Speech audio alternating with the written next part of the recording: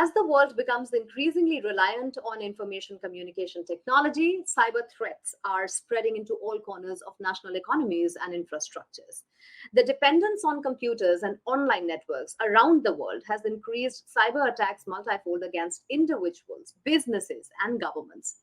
ICT has increasingly become viewed as a tool for national security and a business driver by the government. From COVID to Jandhan, the government has jumped on the digital wave with the Digital India initiative.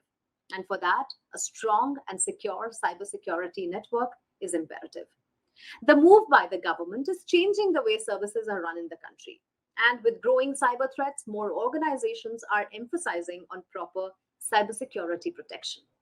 And to discuss the role of cybersecurity in government along with the current trends, may I now welcome Mr. Himashu Gupta, Director, Government Business India, Trend Micro, and Mr. R.S. Mani, Deputy Director General, NIC, Government of India. Welcome, gentlemen. Mr. Mani, the government sector is cyber threat actors' biggest target. Compromised public sector information could damage both national security and citizens' trust. The public sector is constantly dealing with emerging cyber risks. How have you seen attack surface getting changed for government sector in recent years? In the past few years, what we have seen is the government is reaching out to the citizens through ICT. So when you open up your system and then give it to the people directly, there are a lot of good things that happen when you do that. The reachability is extremely fast and people can avail access to various services very, very fast. And it is, first of all, economical, as well as it actually serves the purpose that you are able to reach every citizen in the country. In the last 3-4 years, what we have seen is such services have increased tremendously. And especially when you open up services to people, again, there are a lot of bad actors who try to make sure that these services don't reach, or these services are hijacked by ways of, phishing and all kinds of other sites which contain malware and thereby stealing all kinds of PII and things like that. So we have in the past few years, especially you can say last 1.5 years, what we have seen is there is a huge amount of usage of ICT in the government, and especially to reach out to various people. And in the last 1 year, what we have seen is even we reached out to our own officers because of pandemic. The reason is in the last 1 year, suddenly during April, we had a lockdown. And the first thing that we had to do was open up the government system so that people and senior officers could work from home and still deliver whatever they are supposed to deliver. So we had a lot of work done on VPNs to make sure that people could access from home. So when you suddenly switch over from a very controlled environment where you have the IP numbers, where you have the devices given by the government, where you have the network of the government, suddenly to a very loosely coupled system where you have broadband at home and you have your own PCs at home, and then you connect via internet, it becomes extremely critical to maintain the security posture of this. So what we have seen is all the threat actors. One of the great things about hackers is they're highly perseverance. Their perseverance level is, I think, extremely high, which everyone will agree to that. And what we have seen in the last 1.5 years is a huge amount of attack that is coming via various methods, whether you browse out or you get emails, you get malwares through email, you get phishing mails, you get all kinds of methods to really take over that particular network. And what we have seen, especially after giving services, is that the increase in the cyber threat has gone many folds.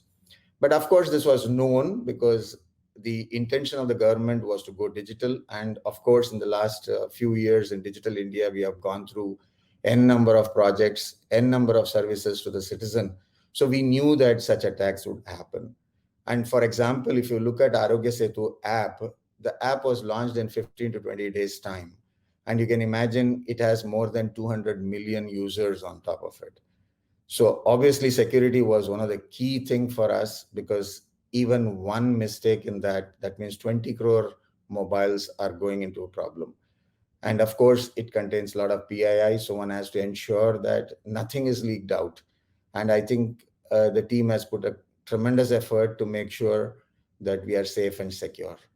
And And this, I feel that today, this particular pattern of increased amount of attack will keep on increasing. So in the past, what we are also seeing is the script kiddies or the simple kind of attacks are no more there. So what we see is a huge number of persistent attacks, attacks which probably sponsored by states, attacks which remain below the radar and then try and show up once in a while. So we now don't get those ordinary stuff. What we look for is now more and more sophisticated attacks that are into the system, and how do we comply to all these risks that are existing in the system. I think already we have done a lot in Digital India. I think the government has delivered a huge amount of e-governance applications. I'm sure that in the next 3 years, again, we will see many, many more applications, especially in the health and space and many other research areas are really being, going forward. You'll see a lot of activities on these. And we are also very sure that the hackers would be searching for new methods of getting into our system. And we are sure that our team is also capable enough to protect this whole thing using hundreds of methods and thought process and collaborations, etc. Mr. Gupta, a majority of cyber attacks, as Mr. Mani also mentioned, are towards in the public sector are with ransomware attack or a random phishing attack. How have attackers' trends changed in the government sector, according to you? And can you provide us with some insights into the key vulnerabilities and attacking groups from your threat research reports? Yeah, so what Marisa said, obviously very correct, and that is what is emerging. So if you look at the data of last 2 years, 2020 was the pandemic year, but also it was a cyber pandemic year for the country like us, where the report was tabled in the parliament, where it says that number of attacks that happened in India in the year 2020 was around 11 lakh, which means 3,500 attacks every day, which is 3 times of the number of attacks that happened in 2019. So we can see as the government is scaling up the Digital India initiative, so are the attackers are moving in that direction where COVID has added to what they can do further. So if I look at the recent Trend Micro AMEA cybersecurity report, what we have noticed is that threat vector hasn't changed at all, which was a very interesting part. 2020 ransomware was the most prominent threat vector which was used.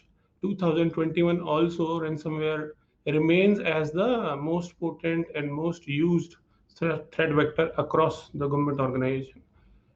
Only thing that has changed since last year versus this year is uh, the way threats are delivered or the mode of delivery of threat. So first it is like delivering a malware on the system using a phishing or an exploit attack, and then delivering a ransomware kit on a specific device, and then the device will act as a conduit within the environment, and there is going to be a lateral movement, is what hackers or threat actors anticipate. So that mode has changed.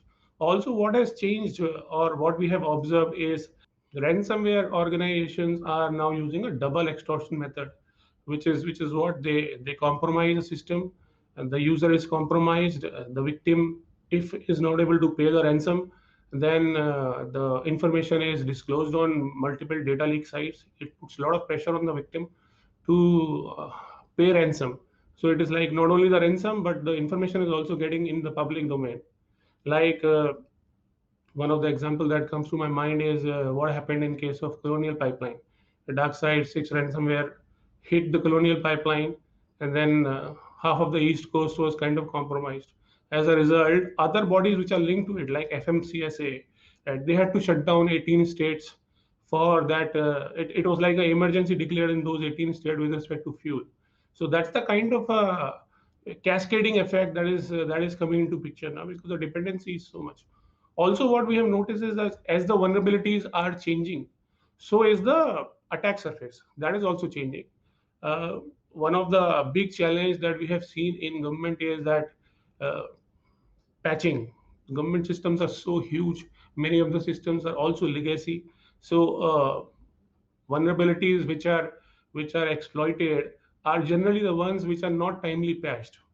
So timely patching is the most important part, where if you look at the data in 2021, the the intrusion that has happened on the Microsoft Exchange server, which is the proxy logon um, uh, point, there the malware, the number of malware were multiple that was released through that, though the patching for that was released in the previous year. So from 20 to 21, the organization which were using those kind of servers, they didn't patch, and as a result, it was a clear window for any hacker or any threat actor to just go inside.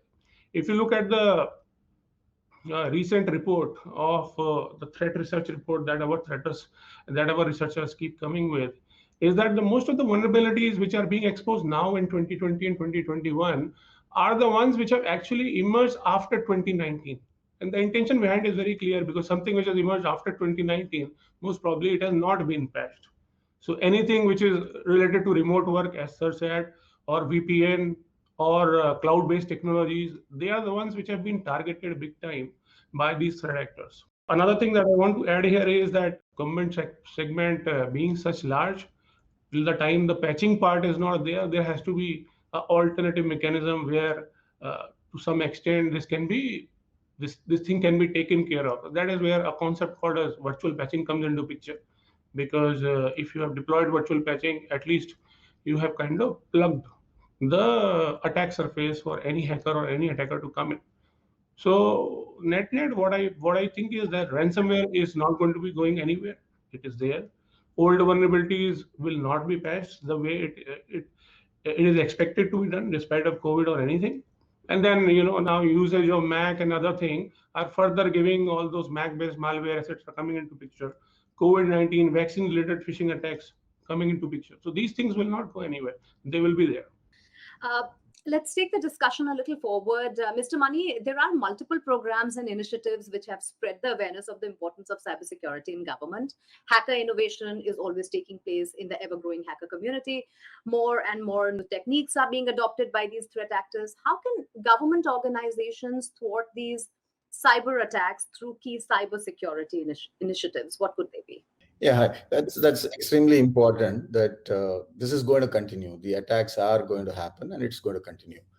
So there are two things that one has to do. One is stay ahead in terms of technology by creating n number of Center for Excellences in various things. Like, for example, you take blockchain, or you take storage, or you take computes or hardware trojans, or you take any of the fields, or fields like, safe computing and encryption, quantum, and all those kind of fields. So you need to have about 40, 50 different areas that need to be found out. And then I think there's a lot of effort that has been done by the Office of NSA to make sure that we have n number of Center for Excellences. And also, we are very happy that at least our cyber posture has gone from 47 in the world to 10 now. And we are extremely happy that in the last 1 year, whatever safeguard that has been done and compliances that have been achieved, due to which we are at 10 right now.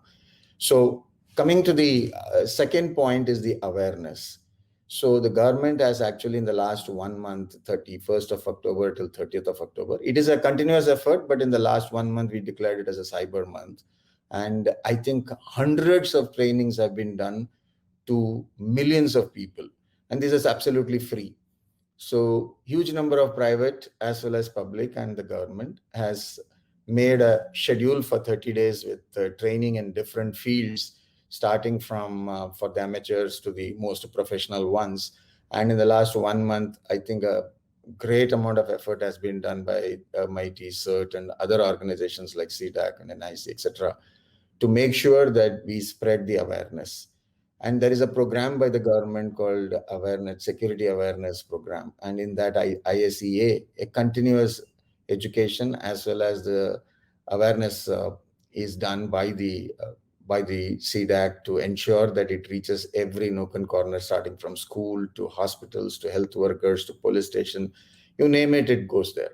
So that's about, few hundred millions of people have been trained in the last few years. And that is a continuous effort, and that will, I think, continue to go on. The third thing that we have to really be careful is try and make sure that we have slowly going towards the zero trust environment. As Himanshu was just mentioning, that the patches, it's very difficult that in an internet, if you have to change something, just for instance, let's say IPv4, the scarcity has been in the news for the past 15 years. And if you look at the IPv6 adoption today also, it's not that great. So anything that is successfully running on the internet, changing it, doing any modification to it is not going to be that simple. And also when we talk about patches are not something which I just go upgrade myself and my application starts working. There are a lot of places where the patches are going to trouble us, and they are going to make the application changes, and they're going to make sure that the application has to be, tweaked or tuned to make sure that the new patches do not impact them in a negative way. So obviously there are solutions for it, and Himanshu was talking about virtual patching and many things. And of course, people protect and still run N-1 patch. Point is, how do we make sure that the supply chain attack is also stopped? In the last few, probably you can say 12 months, we have seen a good number of supply chain attacks start from SolarWinds, and the latest one on the NPM packaging, and a guy had put a malware in it. So with the result, anyone who uses a Node.js in the packaging will see that this malware has got into their system. Though it was immediately removed, but still someone could do it. And that's what is the fear. And same is the open source system. And open source is easily adopted just because it is free. Everyone tries to get, put their hands on it, assuming that the community has made it very safe. But in April, few researchers from University of Minnesota have shown that there are some procedural changes that need to be there, so that there is nothing that is introduced within the community, a malware code onto this, so that people don't suffer. Because when you talk about a good open source software or a package, it's actually used by millions of installations. So one small impact on that is going to actually impact millions of installations, and thereby making it very difficult to get back to normalcy. So I think awareness and compliances, and compliance, when I say, it's not like a closed door kind of a stuff, it should be a collaborative compliances.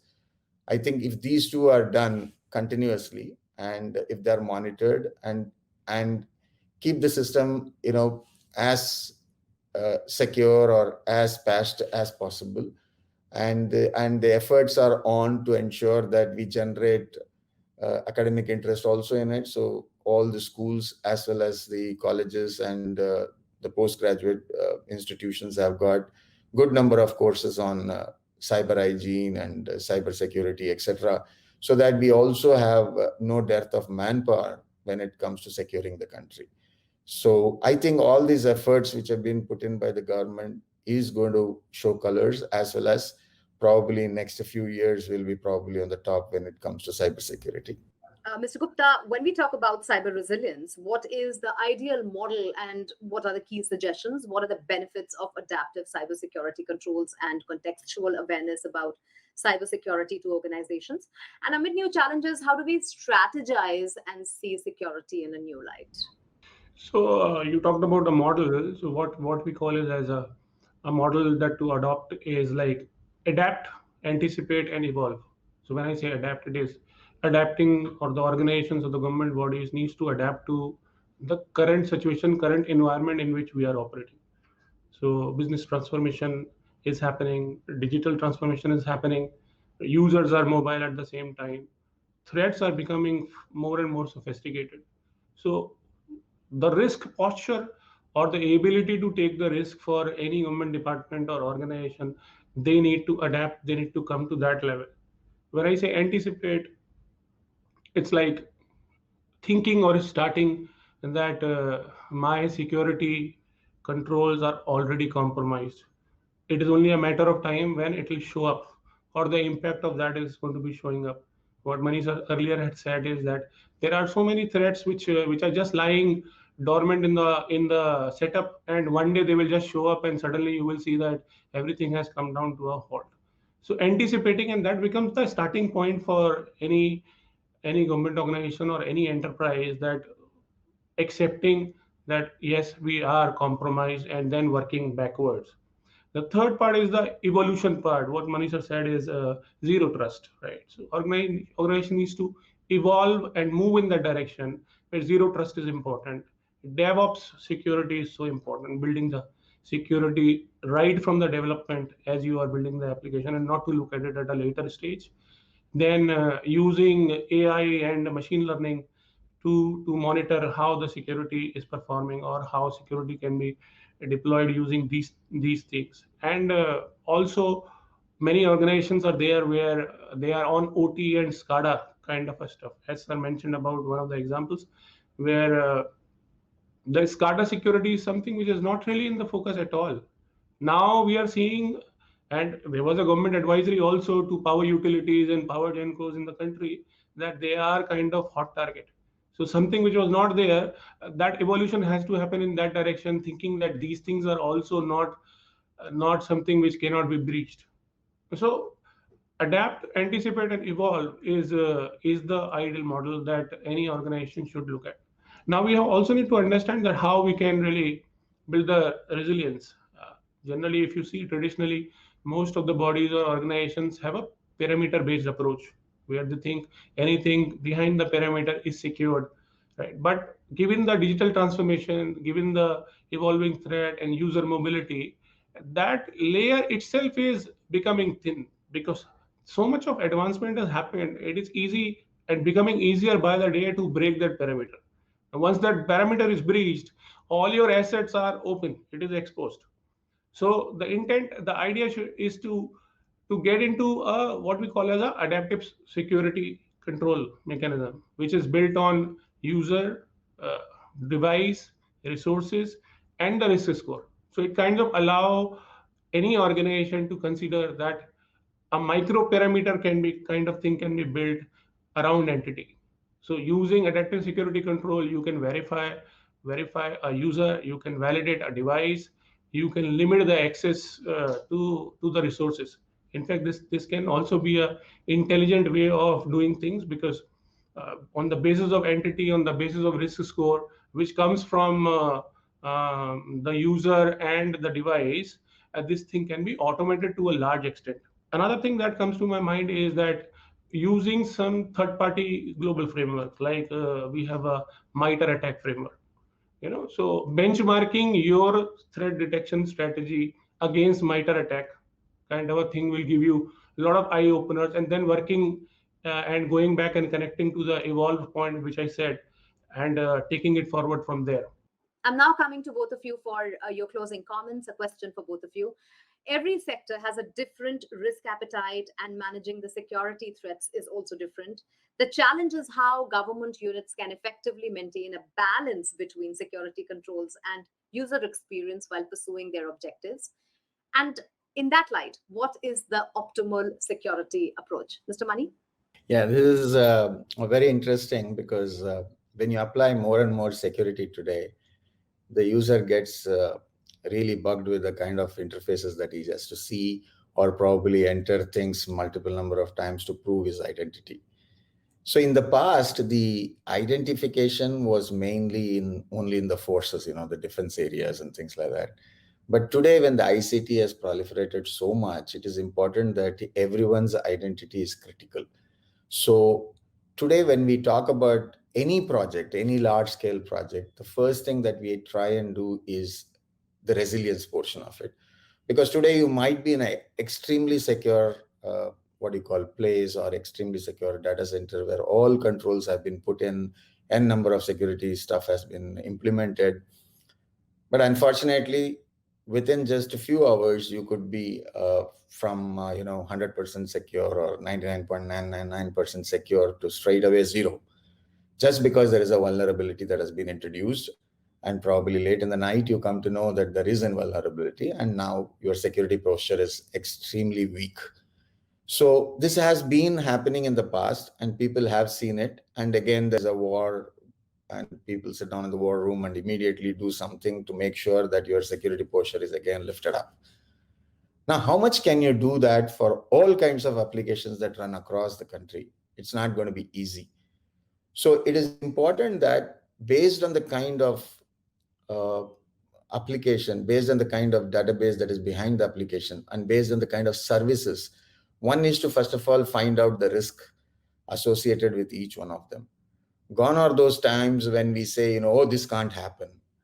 Because after 9/11, everyone has taken BCP extremely seriously.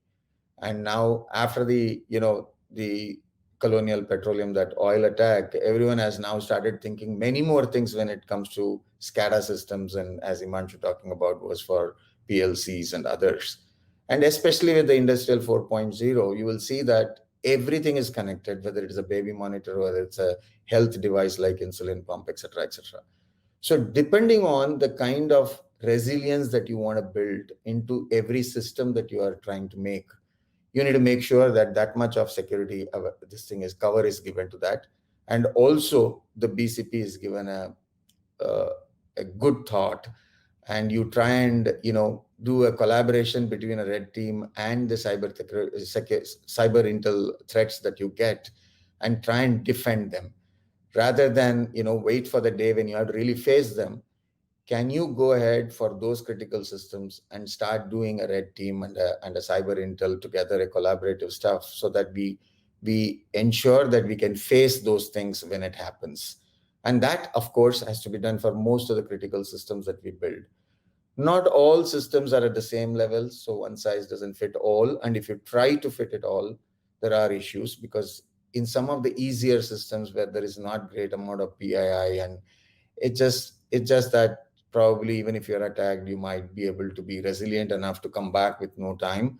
And one needs to put those risk assessment in place and find out what system or which application really needs high grade security, and which are those which really need a kind of a secure system, but definitely not catering to all kinds of attacks that we can think of as on today. So we need to really do that. And there's a reason for doing it. One, you want to keep the user experience good. So you can't make every system critical that when you enter a small market, you will be frisked and, all those kind of stuff. It's not going to happen. And it's going to cost a lot of money to the exchequer. So it's important that we, first of all, identify, classify our data in such a way, and then find out that what are those systems which needs, let's say, the top layer security and the medium layer security, and then probably a slightly degraded security. So I think it is very, very important for all of us now to work on various risk management frameworks and put all your applications through those frameworks and find out whether you are resilient enough, whether you are taken care of, what kind of attacks, and what all you have left it out, so that you know for sure that in case that happens, how will you come back? So resiliency is very, very important. The business continuity is extremely important. And I think in the next couple of years, everyone would go through those kind of framework checks, and then grade himself in whatever category that he want to put it in, and accordingly put in the systems, so that we are somewhere, that's called appropriate security, or you may call it as optimal security. Mr. Gupta, your closing comments on optimal security approach and striking that balance. Yeah, so exactly what Manish just mentioned, like any organization, they have their different data needs and system needs, and their risk profile is also different. So one has to balance between the ideal security, the optimal security, and along with the third parameter, which is cost. So the important aspect here is that organization needs to understand and identify, as Manish said also, that what are those critical system devices, processes in a particular organization which needs to be protected at any cost, or they are highly critical. For example, if you go to bank, I think it is the individual data, the customer data, the transaction that customer is doing. These are most important asset which needs to be protected. If you go to hospital, it is the patient information that is so important to be protected, so that it is not leaked out. So similar ways, the government department also needs to identify, okay, A, B, C, D is what, which is important and which needs to be focused, come what may. So all the resiliency, all the business continuity planning has to happen around that critical part. Now, it also needs to be understood that government doesn't have open wallet. They have a budget constraint at all point in time. So it is important that organization also needs to understand how much of the risk they can actually take, so that there is a very clear demarcation on what risk can be absorbed as we go forward and what is something which is non-negotiable completely. So the solution has to be between optimal part, as sir said, and not really going for ideal and trying to fit in everything, which many of the time it happens that way, that we treat security in such a way that the entire organization is going to be on the similar security posture. So that needs to be corrected, and the right cost benefit analysis for when you are putting the system, so that the maximum return of investment can be achieved on the government funding. Well, thank you, gentlemen, for your wonderful insight and for taking time for us. Well, I'm excited and intrigued to see how India's cloud story unfolds. With such opportunity and potential around this sector, the future looks promising, to say the least. Thank you to everyone who joined us today at CloudSec. You can also explore the platform, which has some insightful content lined up based on your interest. Please do share your feedback on how did you like the event today. Goodbye and have a wonderful day.